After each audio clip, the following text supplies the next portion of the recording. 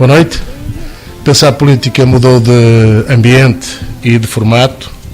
Hoje temos para discussão sobre um tema que deveria preocupar toda a gente, nomeadamente as questões políticas à volta da organização administrativa do país.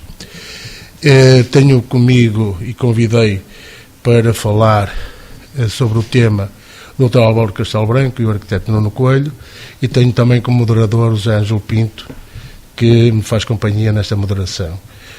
O Dr. Álvaro Castelo Branco, 54 anos, licenciado em Direito, é deputado eleito pelo CDS-PP, faz parte da Comissão de Orçamento e Finanças e já exerceu vários cargos políticos nas autarquias, nomeadamente como vice-presidente da Câmara Municipal do Porto, foi também presidente da Assembleia Municipal do Porto e presidente do Conselho de Administração das Águas do Porto, presidente do Conselho de Administração das Águas do Douro e Paiva, e, portanto, é alguém que eu conheci a falar sobre o tema e me revi muito nas opiniões que ele traçou na altura. E é essas opiniões que vamos ouvi-lo agora falar um pouco sobre esse programa. Depois daria ao José Ângelo a oportunidade de apresentar o outro lado da mesa, mas para já iniciaríamos então com o Dr. Álvaro Castelo Branco a apresentar as suas ideias sobre a reforma administrativa do país, que bem necessária parece ser, mas parece que tem sido matéria pouco falada. Muito obrigado.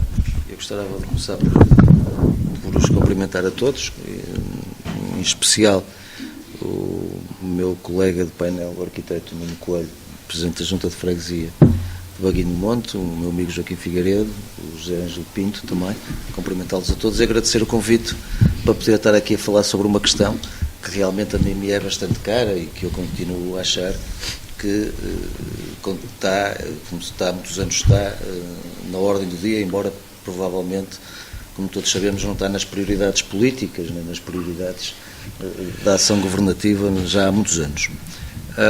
É uma velha questão, esta questão da descentralização. Todos os governos que têm existido em Portugal pelo menos nos últimos 16 anos, têm tido a intenção de descentralizar, têm feito alguma coisa pela descentralização, mas, muito sinceramente, para mim, a questão não é só de descentralização. Na minha opinião, o que o país necessitava não é de descentralização, mas sim de um novo modelo de governação, um novo modelo político-administrativo para o país. A própria Constituição defende a descentralização, todos sabemos. Também não queria alongar muito, sabemos todos, penso que estaremos todos de acordo sobre as vantagens da descentralização, porque, obviamente, a descentralização potencia ganhos de eficiência e de eficácia, depois aproxima a decisão dos verdadeiros problemas e cria cadeias de decisão mais rápidas, mais céleres e mais eficazes.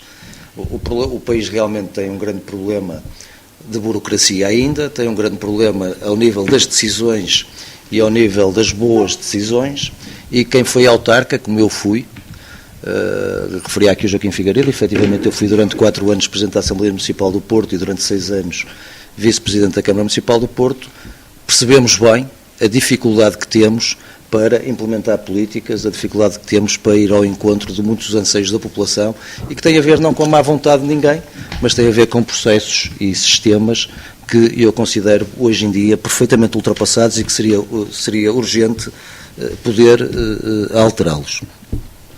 Houve os últimos 3 governos, desde 99, fizeram estudos, houve uma lei que foi publicada relativamente à descentralização, não foi muito bem aplicada, muita parte não foi concretizada, mas eu continuo a insistir que a questão é de modelo. Ou seja, em Portugal tem-se insistido no modelo do municipalismo, que é aquele que existe, tem-se tentado fazer a descentralização por via do reforço do municipalismo, criando áreas metropolitanas, criando comunidades intermunicipais, mas o que é facto é que isso não tem dado resultados que eu considero satisfatórios. E percebe-se bem porquê. Vou dar um caso a que eu pertenci, o caso da área metropolitana do Porto. Eu fui coordenador dos vereadores do ambiente da área metropolitana do Porto durante vários anos.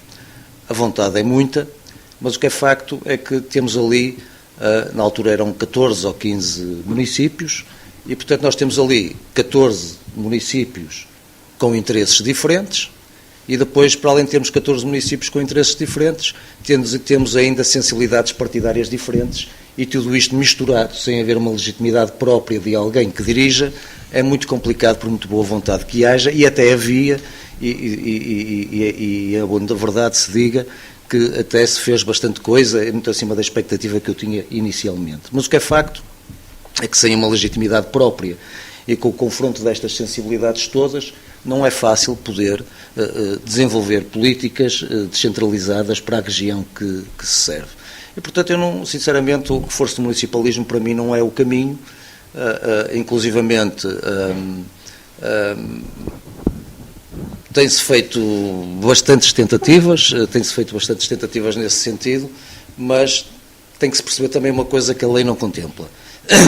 Eu estou a fazer a crítica ao modelo e depois eu, se me permitem, diria aquilo que eu penso, que é o facto de em Portugal não caminha todo ele igual e, portanto, existem vários países diferentes e, portanto, não é possível fazer uma lei autárquica para o país todo. E compreenderão isso porque não é comparável, por exemplo, a Câmara de Gondomar com a Câmara de Sabugal, como não é comparável a Câmara do Porto com a Câmara de Cuba no Alentejo. Quer dizer, são realidades completamente diferentes e, portanto, não é possível fazer a descentralização toda igual para uma realidade que é com ela toda ela muito diversa. Por exemplo, o caso da Câmara do Porto, que é uma realidade que eu conheço muito bem, a Câmara do Porto, a determinada altura, até já tem competências a mais, porque já não consegue dar vazão às competências que tem, e, portanto, não tem meios financeiros, nem tem capacidade para dar vazão a tudo. E também há outras câmaras que não têm, mas nem de perto, a capacidade técnica para assumir algumas competências em algumas áreas. E, portanto, é preciso também perceber que o país tem que ter legislação que se adequa à realidade e não se pode partir do princípio que é tudo igual. A única diferença, peço desculpa, mas eu ando meio constipado, a única diferença que normalmente fazem é exatamente onde nem faz sentido, na minha opinião, mas é a minha opinião própria, a única diferença que se faz em Portugal nas câmaras é os vencimentos dos vereadores, em função do número de eleitores. Isso para mim nem é relevante, nem acho que faça sentido, porque acho que não se trabalha mais ou se trabalha menos, porque se tem mais eleitores ou se tem menos eleitores, porque aquilo não é à peça, portanto não se anda a receber os eleitores todos, e portanto acho que o trabalho é igual, e portanto para mim isso até nem faz sentido, mas o que é facto é que naquilo que interessa não há uma distinção. Há no número de vereadores, apesar de... Há no número de vereadores, mas isso eu percebo, isso faz sentido. Embora, neste momento, foi praticamente banida essa diferença, mas ainda existe na Câmara de Lisboa e na Câmara do Porto. Depois existe em função do número de eleitores. Portanto, para mim a questão que se põe não é descentralizar dentro do atual modelo, mas sim partir para outro modelo. E qual é o modelo que eu, na minha opinião, poderia, ou me parece que poderia ser mais equilibrado? Evidentemente que existe uma infinidade de modelos. Quando se fala de modelos de sistemas político-administrativos de um Estado, há uma infinidade, podem-se até misturar uns com os outros, mas eu entendo que era urgente em Portugal poder existir um poder intermédio entre o município e o governo, portanto um poder acima do município e abaixo do governo. Normalmente chamam-lhe governos regionais, para mim os nomes não são determinantes, mas é uma espécie de governo regional. Essa entidade obviamente teria que ser eleita democraticamente pelos eleitores e que a descentralização grande se faria para essa entidade.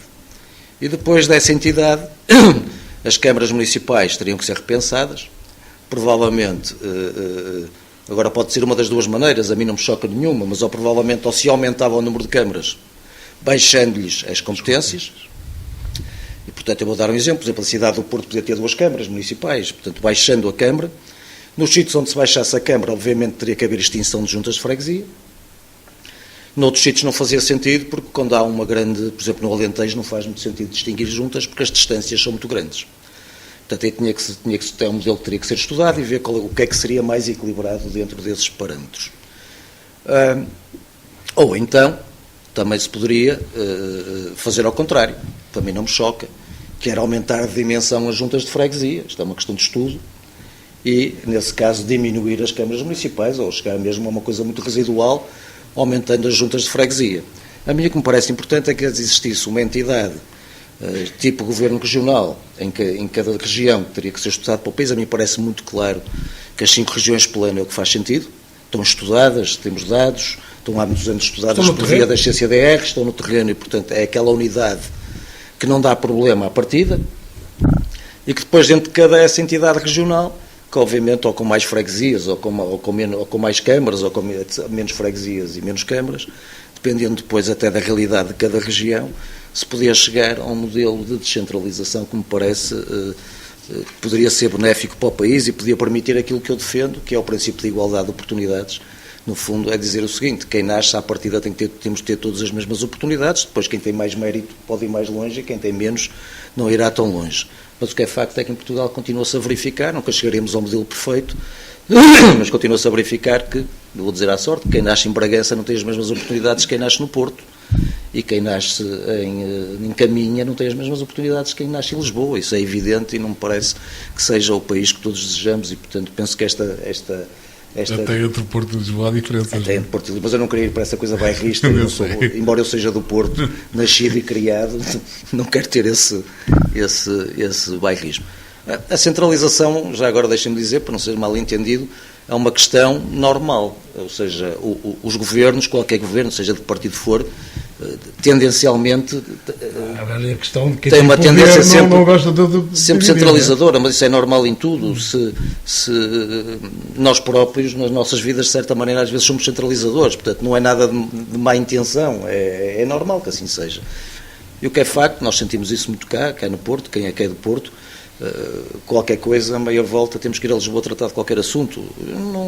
Não é que esteja completamente errado, agora permanentemente a mim parece que está errado. Eu acho que, por exemplo, falando agora já desta questão que me levantou do Porto e de Lisboa, eu acho que quanto mais forte for o Porto e quanto mais forte for Lisboa, mais tem a ganhar o país. Portanto, não vejo que isto haja uma rivalidade, acho que tem cidades ou regiões com uma vocação diferente, e, portanto, podem ser competitivas entre si com toda a facilidade e com grande benefício para o país. Sendo que eu acho que o Porto tem uma vocação muito para o noroeste peninsular, Lisboa tem uma vocação normal de capital do país e, portanto, não vejo qualquer incompatibilidade entre as duas cidades e também não vejo como é que uma regionalização poderia prejudicar isso. Há pessoas... favorecer o país, digo eu. Queria só dizer uma coisa porque me lembro.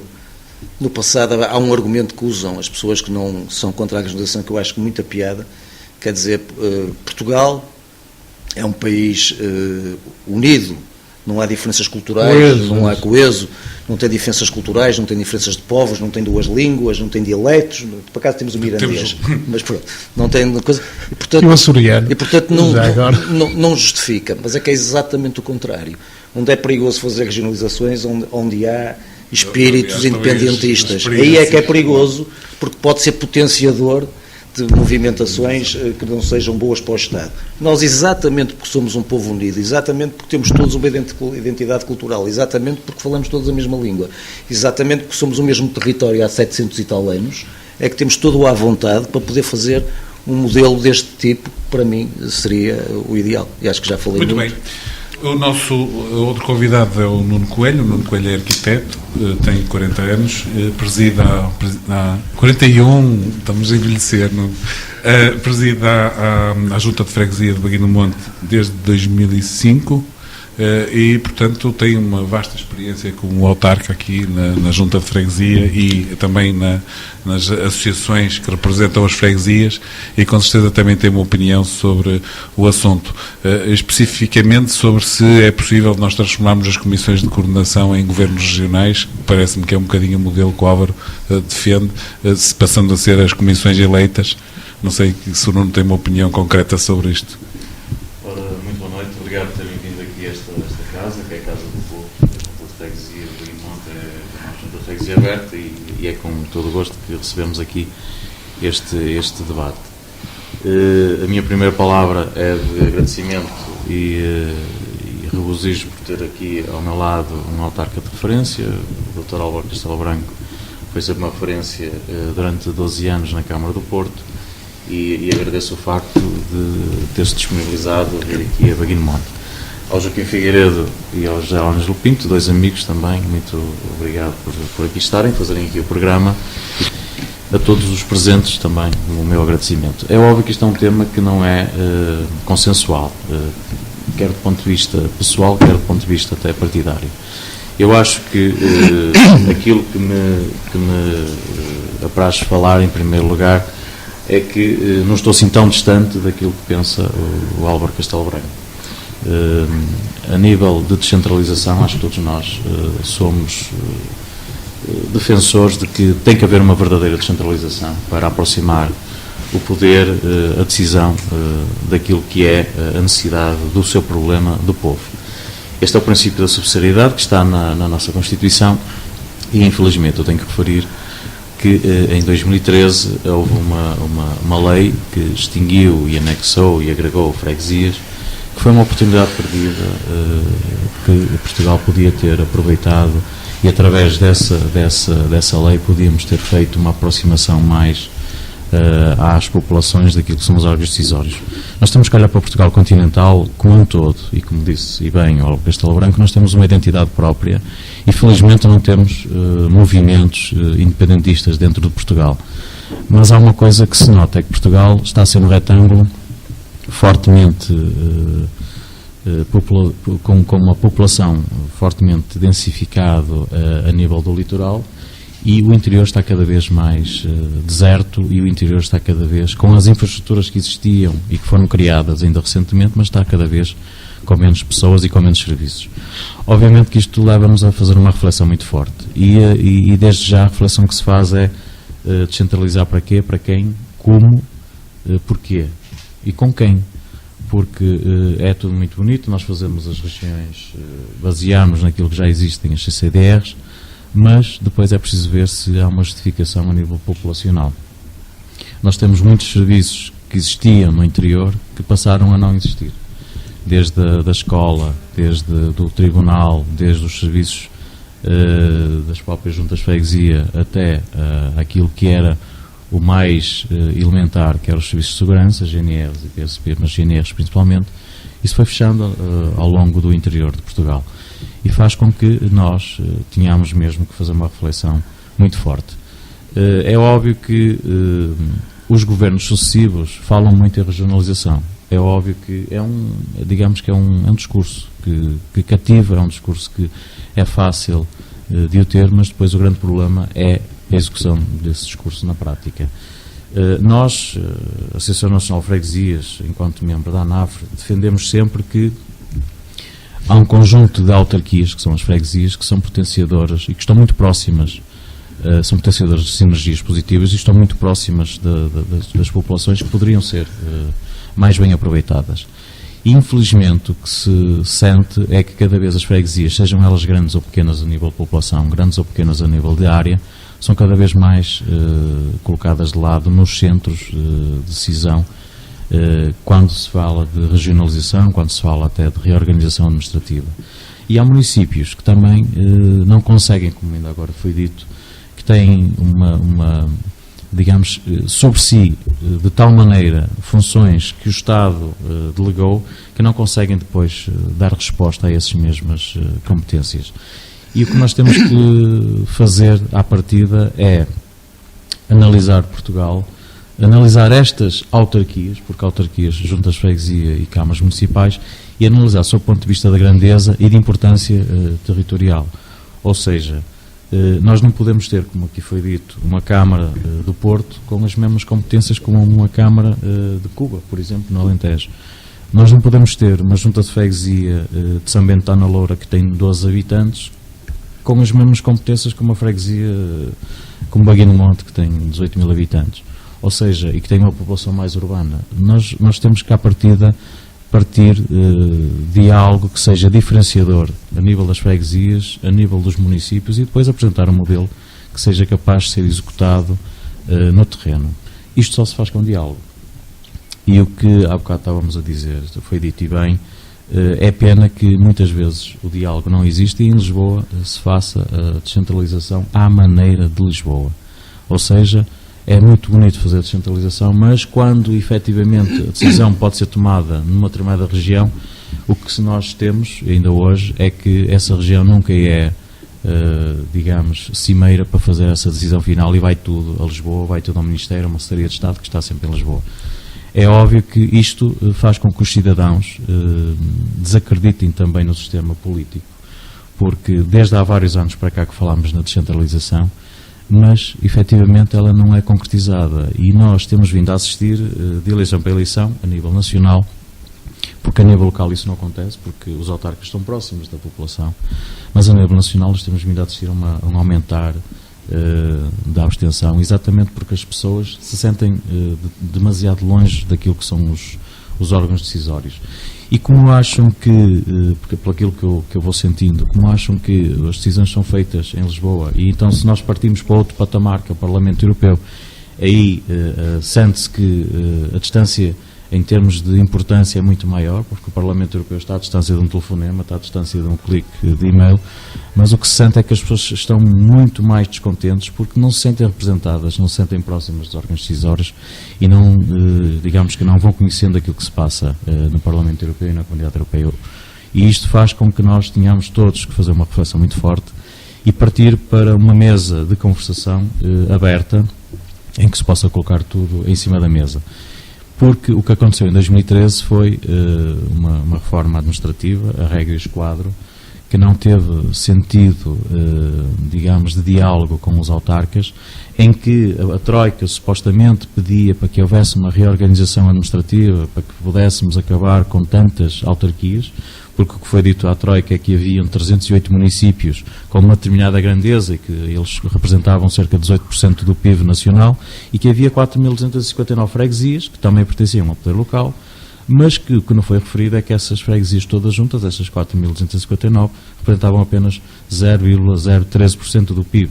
Portanto, completamente infinito relativamente ao peso dos municípios. E quando a Troika soube que havia 308 municípios com uma determinada grandeza e mais 4.259, juntou tudo e pensou que isto aqui que era um desperdício em autarcas.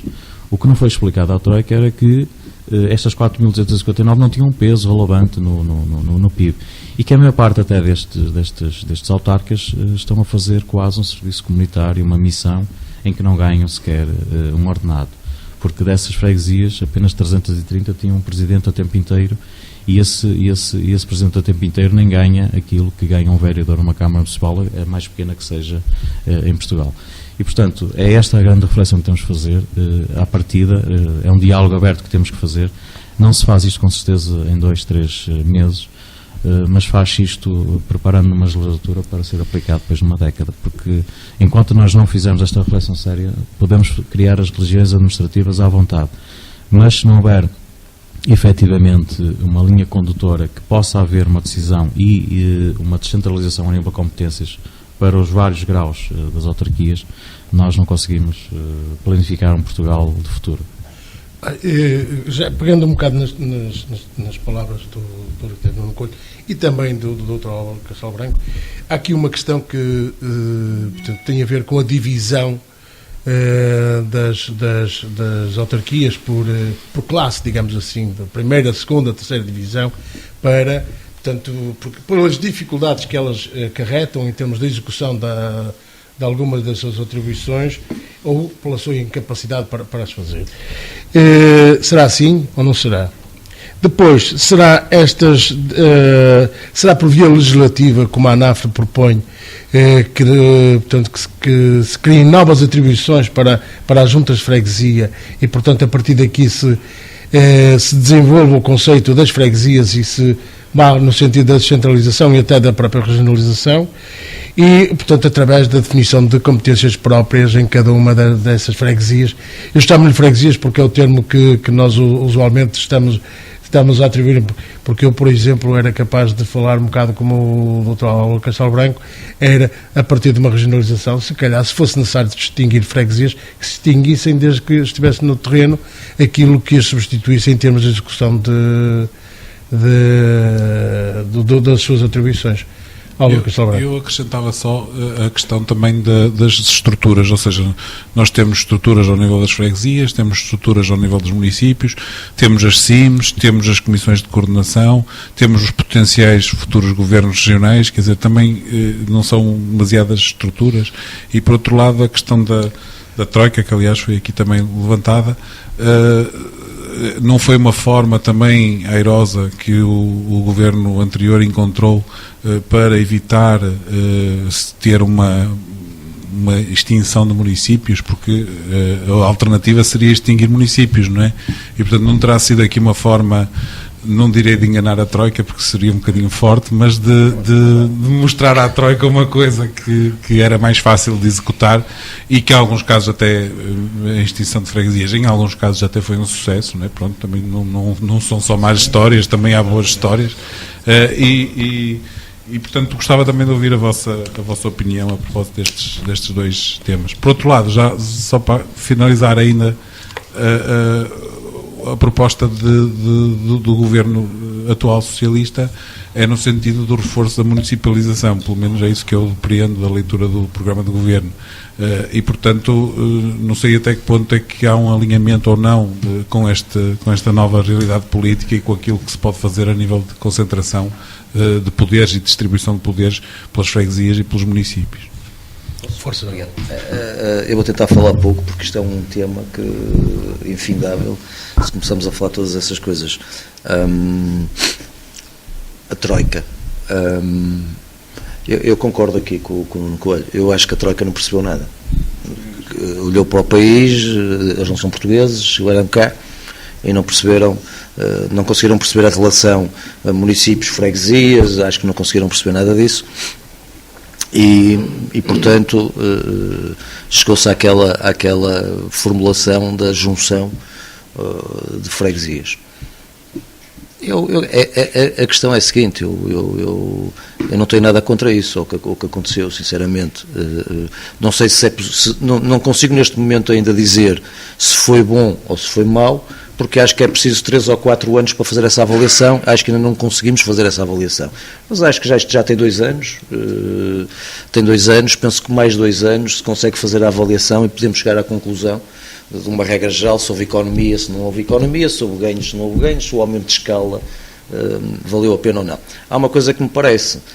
Eu tenho uma dificuldade, eu queria só fazer uma declaração de intenção. Eu tenho dificuldade, porque quando me falaram na junção de freguesias, eu não tenho nada contra.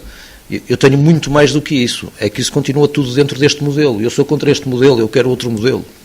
E, portanto, para mim, juntarem freguesias, descentralizarem mais, aumentarem mais, não acho que vai resolver o problema. Portanto, tudo que seja o reforço do sistema municipalista, para mim, não é a solução. Não acho que seja a solução. Quer dizer, também ninguém vai morrer por causa disso. Mas para aquilo que eu ambiciono para o meu país, não é a solução.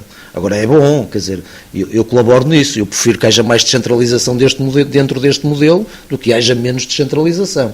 Agora, se me perguntarem o que é que eu gostaria mesmo, era que este modelo acabasse e que houvesse outro modelo que eu há bocado referenciei no princípio. E, portanto, eu acho uma coisa, o que se fez foi uma coisa muito difícil, que eu acho que até nem acabou mal, porque foi ir mexer em freguesias juntando-as e não mexer em mais nada. E quando se mexe no sistema político, mas o governo não podia fazer mais.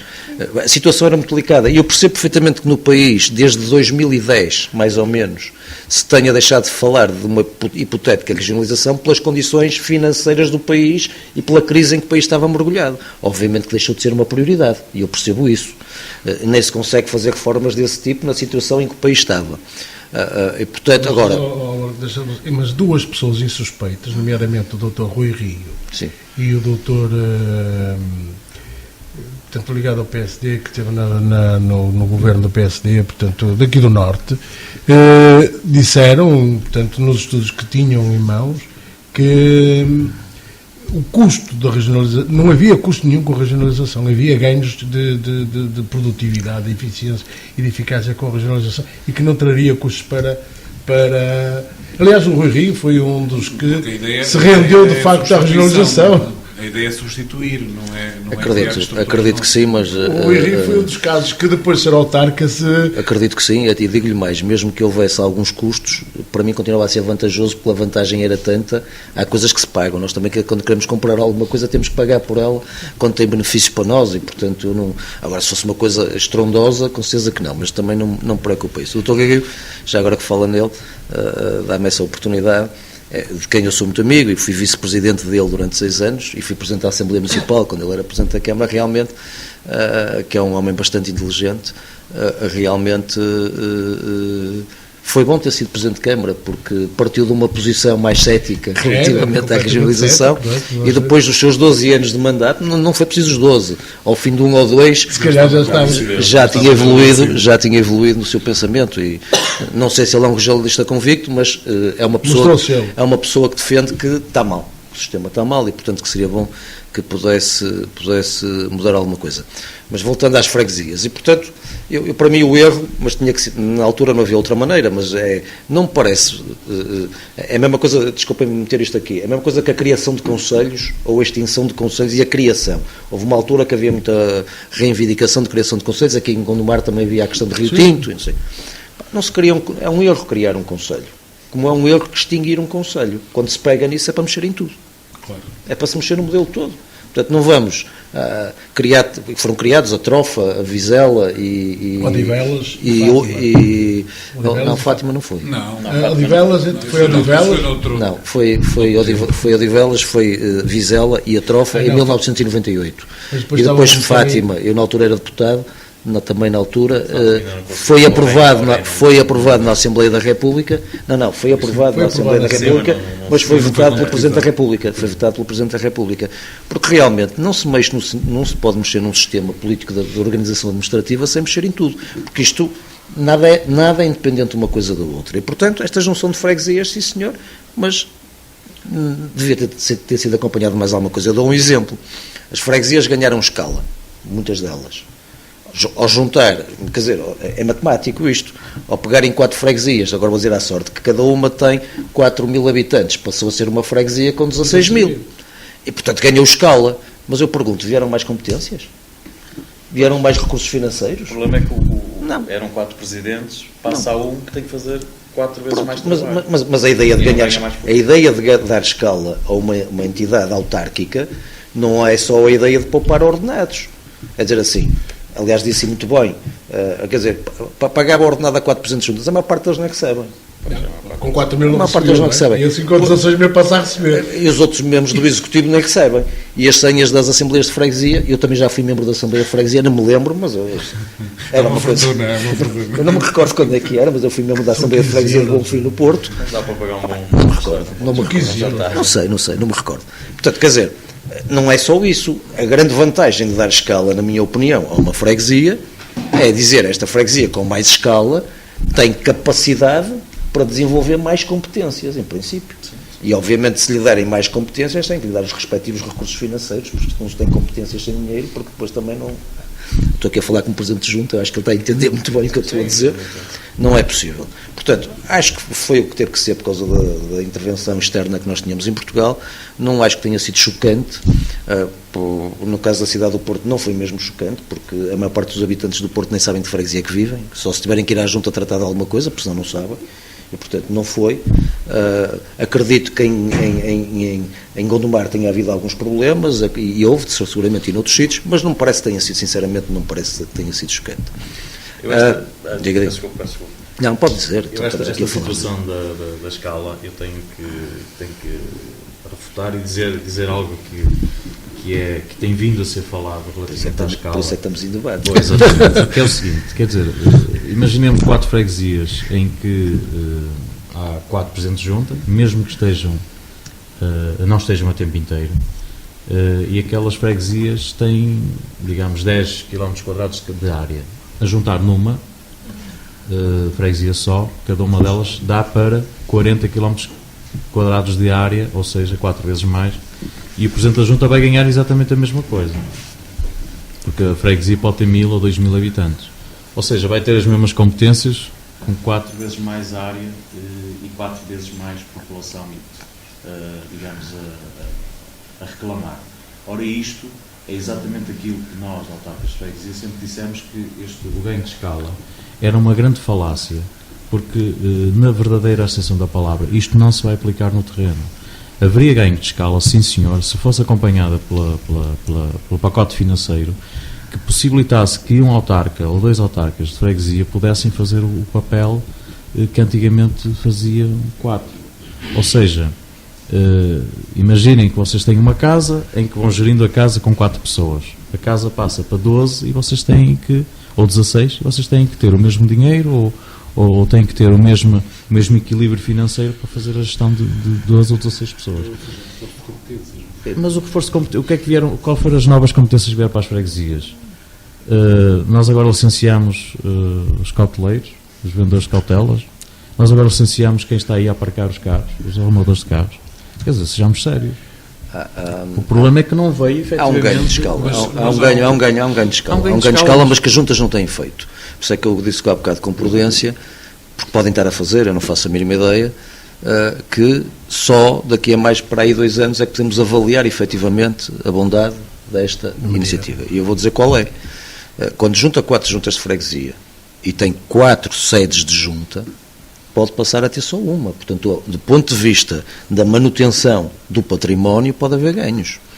Porque não precisa dos 4 edifícios. E o que é que faz às pessoas? Vai despedi-las? Não, mas desculpe, mas consegue, eu conheço juntas onde conseguem albergar toda a gente que está nas outras. Vai fechar 3 Mas serviços públicos. Mas se tiver, não, Logo vai não, mas isso é uma questão de territorialidade, é diferente, é dizer assim, vamos partir do princípio de uma coisa teórica, que eu não estou a falar de nenhum caso em concreto. Se tem 4 juntas de freguesia, tem 4 sedes de junta, e tem essa junta com funcionários lá, obviamente não os pode despedir, mas em termos de edificado, pode ser que esses indivíduos, e não parece difícil, que estão, esses funcionários que estão nas 4 juntas, caibam em 3, ou que caibam em 2. E, portanto, vai libertar, em termos de património, um edifício que, se for da junta, pode vender, que se não for da junta, deixa de pagar arrendamento, por aí fora, para além do custo que dá em eletricidade, em água, em aquecimento, qualquer edifício. Portanto, aí, efetivamente, eu acho que pode haver um ganho. Há quem diga também que os próprios sistemas informáticos e os sistemas administrativos das juntas, que uma vez estando anexas umas às outras, ficam mais económicos, não é? Não ficam económicos. Uma junta de freguesia não gasta dinheiro. Não gasta assim tanto dinheiro. Ouçam, a Troika assustou-se com as dívidas dos municípios. Juntas de freguesia, vocês conhecem alguma junta de freguesia insustentável financeiramente? Conheço uma que até... Uma ou duas, mas eu conheço 30 ou 40 grandes municípios que têm dívidas de milhões. Pronto, mas eu conheço. Eu conheço meio dos municípios que têm dívidas de milhões. O grande problema das dívidas nas autarquias está nos municípios, não nas freguesias. Isto que estava a dizer ao Castelo Branco é importante, mas é exatamente o que aconteceu no interior. Vamos fechar mais um posto da GNR, fica ali ao lado. Estamos a distanciar as pessoas daquilo que são os serviços mínimos que podem ter.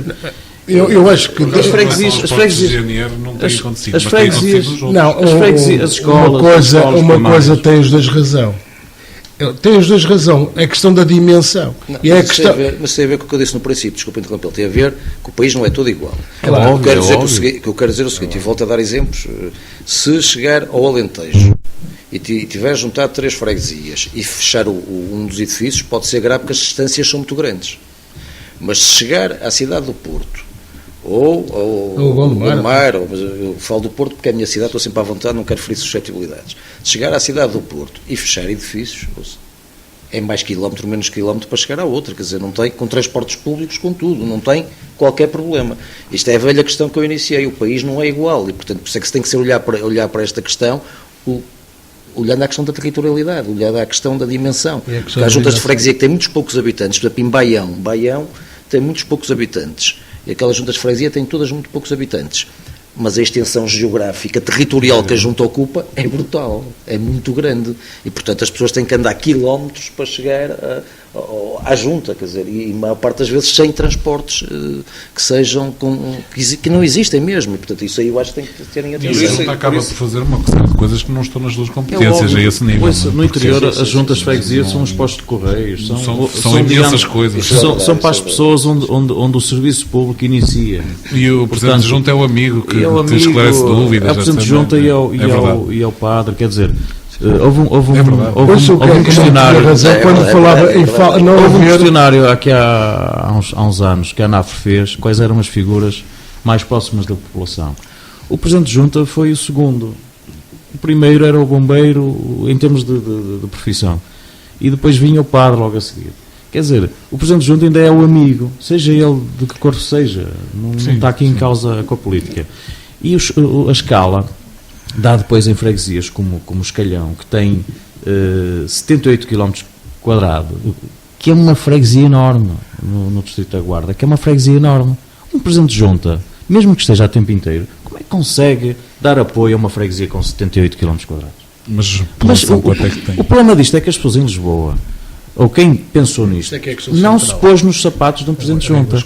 Eu posso-vos garantir uma coisa, um Presidente de Junta de uma freguesia como Baguino Monte trabalha se calhar muito mais com um vereador na Câmara do Porto. Sabem porquê? Porque um Presidente de Junta não tem assessores, não tem chefe de gabinete, não tem motoristas, tem que fazer tudo dando a cara à população. E é isto que as pessoas não entendem. E ganham muito menos. E as pessoas não entendem, o Presidente de Junta está sempre disponível para tudo. E se não tivesse disponível na próxima eleição, não é eleito. É óbvio. É óbvio. Este é que é o grande problema. Eu dou um caso de Gondomar. O caso do Porto é paradigmático e não pode ser aqui colocado, nem o caso de Lisboa. Porque o caso do Porto não tem uma freguesia que se chame Porto. Antigamente eram 15, mas não há uma que se chame Porto. Nós em Gondomar temos uma que se chama Gondomar São Cosme. Portanto, ao acabar com freguesias em que tem o nome do município, já é complicado. E eu dou o caso de Gondomar. Há duas freguesias, e estou perfeitamente à vontade porque são aqui ao lado, que é São Pedro da Cova e Fanzas. Fanzas tem mais de 20 mil habitantes. São Pedro da Cova tem quase 20 mil. Juntaram as duas. De 2 Presidentes de Junta que estavam a ter habitei, passou a ter um. Ele faz o trabalho que dois faziam e... Como é que isto é possível? Com os mesmos meios? Não é possível. O problema é que não se pensou nisto com cabeça, tronco e membros. O interior ficou deserto, cada vez fica mais certo. certo. A versão original também incluía E Baguinho. no litoral, há freguesias urbanas com muita população que não houve este cuidado de pensar que realmente juntar freguesias desta dimensão não funciona. Então tenham que pôr um reforço nos autarcas que estão a dar apoio nessas freguesias. Ou então, reduzam-se nos municípios aquilo que são as competências próprias e aquilo que são os impostos dos cidadãos, e em vez de irem para os municípios, comecem a ir alguns para as freguesias. Não venham cá com o IMI rural, porque o IMI rural nas freguesias urbanas é praticamente zero. E o IMI rural nas freguesias do interior é muito pouco, porque os terrenos são muito pouco valorizados. Portanto, e o IMI urbano, 5% do IMI urbano não chega minimamente àquilo que nós fazemos. E eu podia estar aqui a dizer, aqui neste debate, aquilo que são as 1001 funções que eu faço aqui na freguesia, aquilo que são as funções que eu tenho que exercer sem estar com as competências para elas, mas tenho que as fazer porque tenho que dar apoio à população. E digo-vos com que dinheiro é que eu faço isso. E está provado, através de um estudo feito há uns anos atrás com a Universidade de Lusíada, de que um escudo gasto numa freguesia equivale a 3 no Estado Central. Portanto, um Estado Central, para fazer algo, tem que pagar 3 vezes mais que aquilo que uma freguesia faz. Mas não estás em desacordo com o modelo que o Álvaro Castelo Branco defendeu não estou no início, não estou em relativamente à desacordo. regionalização Nada, não estou e em à desacordo. necessidade de criarmos a regionalização como patamar intermédio da ligação do poder autárquico com o poder central e, portanto, nada em depois desacordo. aqui para Só baixo... uma coisa, então, mas isso tem que funcionar efetivamente, não é criar mais alguns caso postos. estava a falar de Fanzers e de São Pedro da Cova, estou a falar à sorte. Fanzers, São Pedro da Cova e uma Baguinho, tem que ser uma Câmara Municipal, dentro de um novo modelo. Não, era nessa perspectiva nessa que eu há um bocado perspectiva que eu estava de facto... E aí já teria vereador, já funcionaria de outra maneira. Não? Agora, nós temos é que pensar isto, porque há aqui um grande Será desequilíbrio. por via legislativa que nós podemos fazer estas alterações, como defende, por exemplo... Aí por revolução não é de certeza, portanto terá que ser sempre por lei. Isto tem que pressupor uma base de Se calhar a revolução até lá ia. Se calhar mais desta, não é? Mas tem que pressupor uma base de A diálogo. regionalização tem uma questão importantíssima, que é a seguinte: houve um referendo em 1998 que foi reprovado. E, portanto, mediante isso, Maioritariamente até pelo Porto. Sim, eu votei contra. Mas e digo-lhe porquê. Eu até fiz um movimento, eu criei um movimento que se chamava Regionalização Assim, Não. consegue eu fui o por isso. primeiro signatário e recolhi as 5.000 assinaturas e legalizei-o, isto em 98, e fiz campanha pelo não, explicando-se onde é um regionalista, porque puseram na minha opinião, na altura, não vale a pena estar agora a dizer um mapa que não era completamente contra a natura, e não fazia sentido nenhum. Daquilo que já estava no terreno. Eu na altura, não há nenhuma coisa política, fiquei na dúvida se os autores queriam mesmo que aquilo fosse que E os a pergunta era enganhasse. muito esquisita. Era muito esquisita. Agora, o que é facto é este. Houve um referendo em que a população portuguesa disse não à regionalização. Portanto, a regionalização só por referendo outra vez, quer dizer, manda ao bom senso. Não se pode agora, por lei, pode. A mim é que não me parece bem que por lei se implemente um modelo político-administrativo que no passado, embora pode até ser diferente, mas o nome será o mesmo. Portanto, terá que ser feita uma pergunta à população portuguesa e, portanto, na minha opinião, é todo o bom senso que isso só possa acontecer através de um referendo à população. Mas a minha opinião, por lei, pode ser, com certeza, com a Assembleia da República tem poder para isso. Quando eu falo na lei, falo de facto no conjunto das atribuições que podem ser e que a ANAF defende, em termos das atribuições que podem ser, como está no Decreto-Lei 75, em que, por acaso, esqueceram-se do pacote financeiro e de retirar aquela necessidade que as freguesias têm de andar sempre a bater à porta da Câmara. Portanto, Álvaro, mas a criação de uma estrutura intermédia entre o Governo e os municípios não é algo claramente insuficiente? Ou seja, não é preciso também ir aos municípios e reorganizar, reestruturar o mapa de Portugal? Claro. Porque nós temos 308, é verdade, e haverá muitos que têm uma boa capacidade de funcionamento, mas há muitos também que precisavam claramente de melhorias, não é? Isso é que eu disse no princípio, quer dizer, se criassem, vamos lhe chamar governos regionais, teríamos ou que aumentar o número de câmaras, extinguindo freguesias. Portanto, seguindo o exemplo que há bocado estava aqui a dizer, agora vou dizer, porque estávamos a falar disso, extinguindo a freguesia de São Pedro da Cova, extinguindo essa freguesia de Fânzares, e transformar tudo isto numa Câmara Municipal. E, portanto, estávamos a meter um poder, estávamos a meter a Câmara Municipal mais pequenas na dimensão do que existem agora, com menos competências do que existem agora, e passar mas algumas com mais competências para os competências que as governos. juntas de freguesia têm atualmente. E seria essa a entidade mais próxima da população, mas com mais competências que as juntas. Eu acho que as juntas têm poucas competências, na minha opinião. Também acho. Muito poucas Todos de competências, acordo. portanto, com mais, mas ganhando assim dimensão. Ou então, como eu dizia, também não me choca um modelo que pudesse ser ao contrário, com menos câmaras e mais juntas, com mais competências e mais dimensão. Agora é uma questão, mas, por exemplo, uma questão de nome que ia dar mais ou menos a mesma coisa. No caso dos grandes municípios...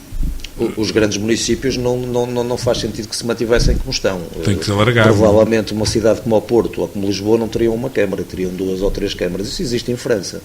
Mas o modelo nós também tivemos em Lisboa, não é? Antes da integração. Tínhamos a cidade de Nessanda, o município de Belém e de Olivais.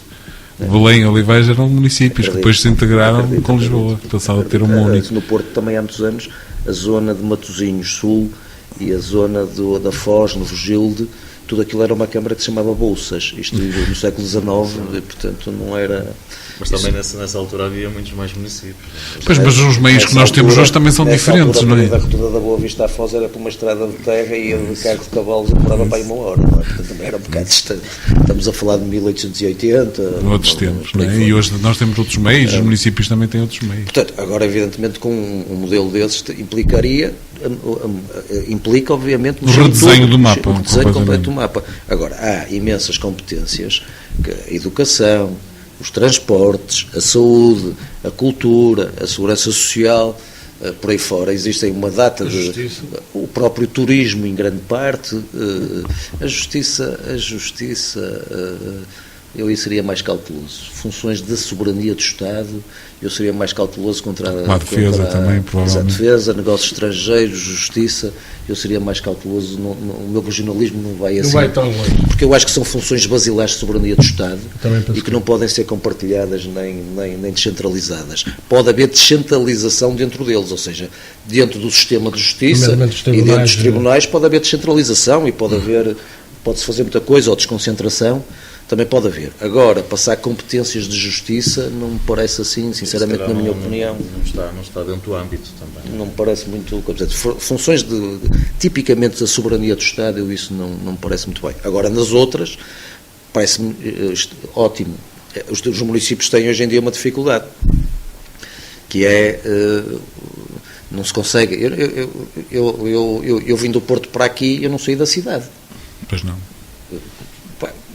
Portanto, há coisas, por exemplo, uma coisa que eu achava muita piada, que era na questão do ambiente. O município do Porto tinha medidas para controlar a qualidade do ar. Tudo bem, mas segundo o Mar, ou Matosinhos, ou Gaia, não controlarem, quer dizer, o ar é o mesmo, quer dizer, aquilo anda de um lado para o outro. Transportes, é possível falar em política de transportes de um concelho só? Não é. Não.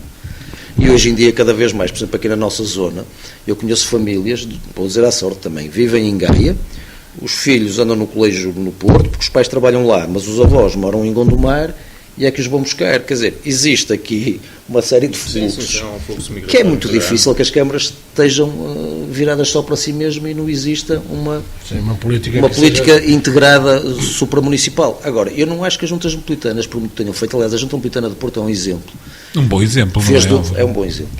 Foi a única junta que fez uma ou duas coisas que só por ela já valeram a Junta Metropolitana. Eu dou-lhes um exemplo que está aqui ao pé, que é a Lipor. A Lipor é uma obra da Junta Metropolitana de Porto. E é uma grande obra. Há 8 municípios na área metropolitana do Porto, entre os quais o Porto e Gondomar, que não têm qualquer problema relativamente ao tratamento de resíduos, porque fizeram a Lipor e foi a área metropolitana que o fez. Não foi do Estado, não foi o Estado, não tem nada a ver com o Estado, os resíduos do Estado é a EGF, que agora até foi vendida, que não tem nada a ver e funciona. Eu fui administrador da Lipor 6 anos, quando cheguei lá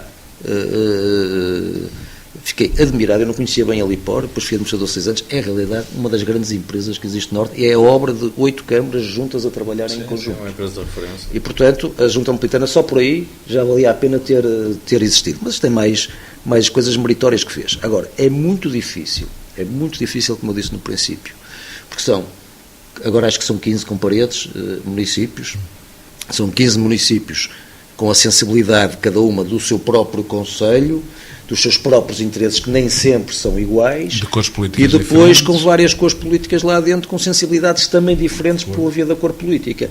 E conseguir harmonizar tudo isto e pôr tudo isto a andar num mesmo sentido não é fácil. Não é mesmo nada fácil. Aliás, há muitas CIMs que pura e simplesmente não funcionam. Nem funcionam. E, portanto, agora perdi-me, que não sei o que estávamos a falar. Mas relativamente à Junta Metropolitana, mas quando há esta diferenciação de pensamentos políticos e quando não há um compromisso dos próprios autarcas num determinado sentido, é óbvio que isto não funciona. A Lipor é um bom exemplo, mas a Lipor foi apenas constituída por 8 municípios. Por exemplo, há um grande município que ficou fora da Lipor, que é a Vila Nova de Gaia. Devia estar também aqui neste grande projeto. Agora já não pode. Agora, sim, até porque criou a sua própria estrutura, não é? Mas isso foi uma decisão do Presidente da Câmara de então. Na altura. E essa decisão foi feita porquê? Lá está, é aquela questão política que não vou atrás dos outros 8, e é por aí que a gente vai vendo muitos dos problemas que temos quando se fala em regionalização. É que toda a gente fala de regionalização para si. Claro, para o seu ganho. Claro. Não para uma regionalização, para uma região. Não pensa numa região, não há compromisso. Porque se eles forem eleitos, ganham dimensão, ganham legitimidade política se a CCDR, que hoje está no terreno, se for eleita. Hoje ela é nomeada. E, portanto, é, digamos, a voz do dono do Poder Central. Eu não acho que seja esse o caminho. Eu acho que deve ser por Eu não acho que as CCDRs devam ser eleitas. Eu não estou a dizer que é as CCDRs. Portanto, é o Governo Regional. Sim. O Governo Regional que terá depois a função de gerir a CCDR, deve ser eleita para ter legitimidade política. Eu não sei se há lugar para a CCDR. É isso que eu acho. Tal como o Governo Civil. Eu acho a CCDR, conforme ela existe, eu acho que a CCDR é um gabinete de estudos por excelência. Deveria ser. E de projetos concretos e de fundos concretos. Mas com funções políticas. Mas é isto. A CCDR é um gabinete de estudo por excelência. A quem foi sendo dado competências exatamente porque não havia mais ninguém. É verdade. Claro. E nós assistimos a uma coisa fantástica, que, por exemplo, quando o Presidente do Governo da Galiza quer um interlocutor no norte de Portugal, vem falar com o Presidente da CCDR que não está eleito. É verdade. E depois há uma dificuldade enorme, porque de um lado temos um governante com legitimidade e do outro lado temos alguém que embora seja eleito pelos Presidentes de Câmara, não sei se ainda continua a ser. Não, é nomeação do Governo. Agora, já não tem voto, mas antigamente tinha o voto. Mas que é nomeado, portanto não tem a mesma legitimidade e portanto é um diálogo muito difícil. Eu lembro-me uma vez de estar reunido na Galiza com o Presidente do Governo Regional da Galiza, que na altura era o Tourinho, acho eu. Tourinho. O anterior. E realmente ele dizia-me isso. Eu tenho uma dificuldade enorme em falar com Portugal. Isto era por causa de estávamos a falar da questão do comboio, não é TGV, mas o Correio Rápido Porto Vigo. Mas também depende dos intervenientes políticos em cada momento. Ele não tinha autonomia para decidir. Exatamente. Depende da capacidade de influenciar o governo, por aí fora, que os presidentes das comissões têm. Mas isto já não vai influência, já só vai votos. Não, mas o problema é que quem é nomeado normalmente não se arrisca a dizer mal de quem o nomeou. Sim, então um pouco a impor vontades a quem o nomeou. Esse é que é o São problema. nomeações políticas que muitas vezes não estão, digamos, condizentes com aquilo que é o cargo. Isso é o que nós vamos assistindo em Portugal, infelizmente, muda o governo e há nomeações. Nós devemos assumir de uma vez por todas que há nomeações em determinados cargos, mas que as pessoas tenham um currículo que seja ajustado àquilo que estão a ser nomeados. Eu já agora gostava de falar dessa questão das nomeações, que é uma coisa que eu acho importante, que é o seguinte: um governo não pode, obviamente, em certos lugares, estar a governar com pessoas que estão contra, porque tem que implementar as suas políticas. Um governo tem legitimidade, decide políticas e tem que implementá-las no terreno. E, portanto, aqueles que estão a implementá-las no terreno em cada sítio do país têm que estar em consonância com essa política. Até podem ser de outros partidos, não interessa, têm que estar em consonância. Portanto, não é possível estar-se a governar com um agente da administração a tentar fazer contravapor. Claro. E isso acho muito bem. Mas para que não hajam dúvidas, porque há sempre suspeitas, há sempre não sei o quê, e depois os partidos que estão na oposição dizem que o que nomeou não sei o quê, e depois quando é ao contrário vimos todos a mesma coisa, eu acho que devia ser feito um acordo democrático em todos os partidos, identificar os lugares que são de nomeação política, ficarem muito bem identificados quais são, e a partir daí quem está no governo, no meio àqueles, muda, e já se sabe que aqueles lugares são da confiança do político. Se alguma coisa correr mal com as pessoas que estão lá, a responsabilidade é do governo que os nomeou, e aí estamos todos encantados, não há dúvidas, já sabemos o que é que acontece, chama-se previsibilidade da coisa e, portanto, já não é. Isso. Mas isso também passa por um aumento da maturidade dos nossos próprios funcionários públicos, não é? Porque muitos deles não conseguem conviver facilmente quando muda a cor. Pois, se bem que a função pública, também aproveito para dizer aqui uma coisa que aprendi com a idade. A idade é uma coisa muito boa. Permite-nos dizer coisas. Não, e nós aprendemos muito com a idade.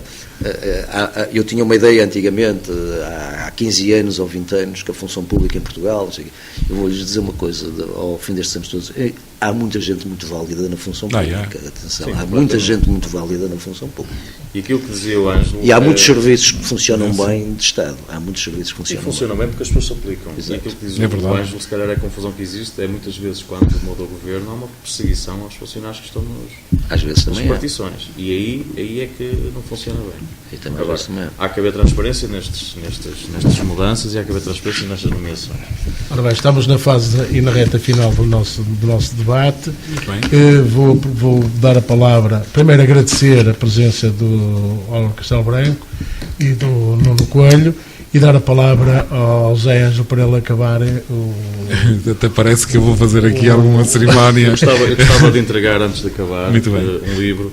Curiosamente, é aquilo que significa que as juntas de freguesias são serviços mínimos. É de um autor aqui do Aguinemonte. É uma das nossas obras que nós apoiamos e, portanto, para as suas horas de negócio, bem como aquilo que é o nosso brasão e aqui o nosso guião. Muito obrigado. Já tem a bandeirinha para levar. Eu já ia sair daqui a ganhar, agora é que muito obrigado. Muito bem, penso que um bom resumo deste debate é que estamos de acordo que é preciso criar estruturas entre o Governo e os municípios. Temos que reestruturar o mapa desses municípios e que a nível das freguesias é preciso vermos como é que podemos trabalhar melhor para que as freguesias também continuem a estar próximas das populações. Os nossos agradecimentos aos nossos convidados e declaro então o nosso debate encerrado. Muito obrigado. Bom Natal. Boa noite, muito obrigado pela vossa presença.